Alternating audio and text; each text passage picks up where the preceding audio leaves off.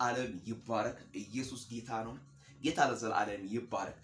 ብዙን ጊዜ የሆነ ፍንጭ የሆነ መንገድ የሆነ ብርሃን ሳይ እንዲህ እላለሁ፣ አየው እላለሁ።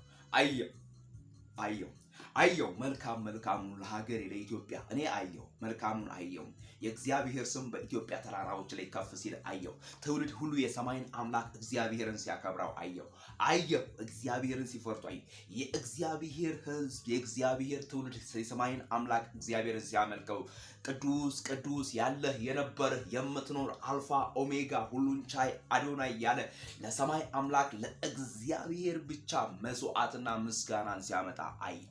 ጌታ ለዘላለም ይባረክ። በከበረ ቦታ ተቀመጥኩ፣ በከበረ ስፍራ ተቀመጥኩ፣ እግዚአብሔር ባከበረ ቦታ ተቀመጥኩ፣ አየው። ይሄንን ጌታ ለዘላለም ይባረክ። ትውልድ ከኔ ጋር የምታዩት ነገር ሊኖር ስለሚችል ከኔ ጋር እንድታዩ ደግሞ እኔም ደግሞ እጋብዛቸዋለሁ። ይሄንን ለመጋበዝ አንደኛ ነገር ስለ ምድራችን ስለ ኢትዮጵያ ልንጸልይ ይገባል። ስለ አየሯ፣ ስለ ተራራዎች፣ ስለ ኮረብታዎች፣ ስለ ነጋዴዎች፣ ስለ ገበሬዎች፣ ስለ ሕፃናት፣ ስለ አዛውንት፣ ስለ ታናናሾች፣ ስለ ታላላቆች ልንጸልይ ይገባል።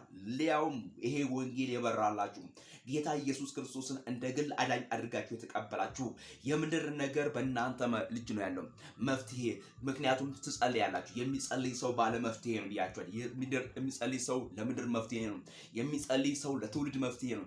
የሚጸልይ ሰው ለአገልጋዮች መፍትሄ ነው። የሚጸልይ ሰው ለብዙዎች መፍትሄ ነው። ለብዙዎች መፍትሄ ትሆኑ ዘንድ፣ ለብዙዎች መድመቂያ፣ ለብዙዎች መውጫ፣ ለብዙዎች ማምለጫ ትሆኑ ዘንድ ጸልዩ።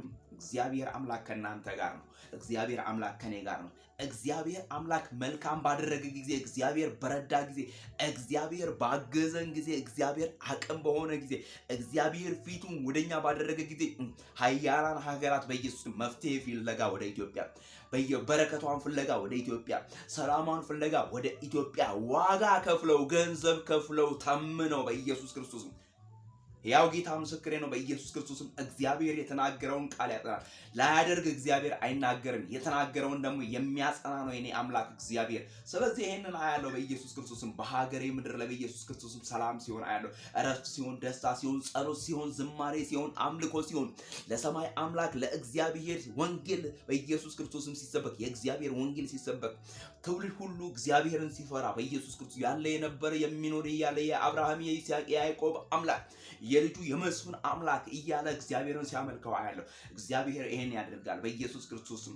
ቤቴ፣ ሀገሬ፣ ምድሬ በኢየሱስ ሰፈሬ፣ መንደሬ በኢየሱስ ክርስቶስ በእግዚአብሔር ደም ይጠበቃል። በኢየሱስ ክርስቶስም ተጠብቋል። ምክንያቱም እግዚአብሔር ከኔ ጋር ነው። ስሙ ለዘላለም ይባረክ። ሃሌሉያ።